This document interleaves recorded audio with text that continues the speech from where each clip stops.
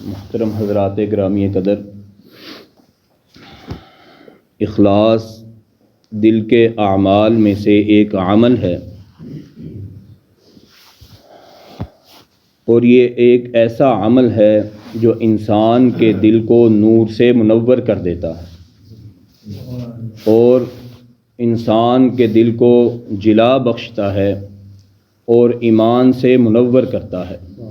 اور جس دل میں اخلاص نہیں ہے وہ ایک تاریک دل ہے، اس پہ اندھیرا چھایا ہوا ہے۔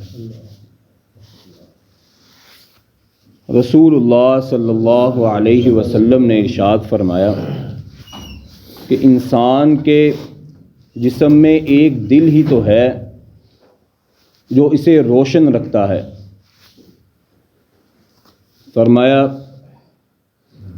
الا ان فی الجسد مضغہ اذا صلحت صلح الجسد کلہ واذا فسدت فسد الجسد کلہ۔ انسان کے جسم میں ایک لوتھڑا ہے، ایک گوشت کا ٹکڑا ہے۔ اذا صلحت صلح الجسد کلہ، جب وہ درست ہوتا ہے تو سارے کا سارا جسم درست رہتا ہے، اور جب وہ خراب ہو جائے، فسادی بن جائے، فتنہ اور فسور بن جائے تو سارے کا سارا جسم خراب ہو جاتا ہے۔ فرمایا الا وہی القلب، وہ انسان کا دل ہے۔ اس لیے حضرات گرامی قدر، انسان اپنے چہرے کو، اپنی وضاقتہ کو، اپنے لباس کو درست کرنے میں بڑا وقت لگاتا ہے۔ وہ لوگوں کی نظروں میں اچھا لگنے کے لیے، خوبصورت لگنے کے لیے اپنے بالوں کو سنوارتا ہے، اپنے چہرے کو سنوارتا ہے، اپنا لباس بہتر کرتا ہے۔ لیکن رسول اللہ صلی اللہ علیہ وسلم نے ارشاد فرمایا اللہ ذوالجلال والاکرام کی جو نگاہیں ہیں وہ انسان کے مال پر نہیں ہیں، اس کی خوبصورتی پر نہیں ہیں۔ فرمایا ان اللہ لا ينظر الی صورکم واموالکم، اللہ کی نگاہ انسان کے چہرے پر نہیں، اس کے جسم پر نہیں، نہ ہی اس کے مال پر ہے۔ ولکن ينظر الی قلوبکم واعمالکم، اللہ کی نگاہ کا جو مرکز ہے وہ انسان کا دل ہے، کہ کس کے دل میں کتنا اخلاص ہے۔ وہ انسان کے اعمال ہیں کہ ان کے اعمال میں کتنی للہیت ہے، کتنا تقویٰ ہے۔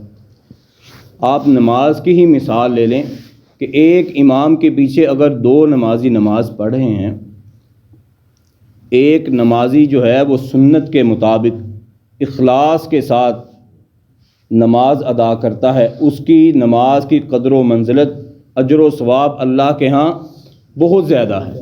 اور اس کے ساتھ والا، اس کے پہلو میں جو نمازی ہے، اس کے اندر اخلاص بھی نہیں ہے اس کے دل میں، اور وہ سنت کے مطابق بھی مکمل نماز پڑھ رہا، تو اللہ کے ہاں اس کی کوئی قدر و قیمت نہیں، کیونکہ رسول اللہ صلی اللہ علیہ وسلم نے ارشاد فرمایا کہ جو انسان جماعت کے ساتھ نماز پڑھتا ہے اس کو 27 نمازوں کے برابر اجر ملتا ہے۔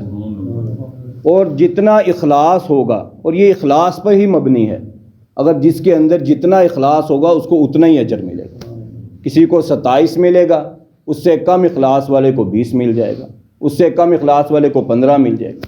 اس لیے حضرات گرامی قدر، ہمیں اپنے اعمال میں مکمل اخلاص کی پیدا کرنا چاہیے۔ اللہ رب العزت سے دعا ہے اللہ ہمیں اخلاص پہ مبنی عمل کرنے کی توفیق عطا فرمائے۔ سبحان ربک رب العزت عما یصفون وسلام علی المرسلین والحمد للہ رب العالمین۔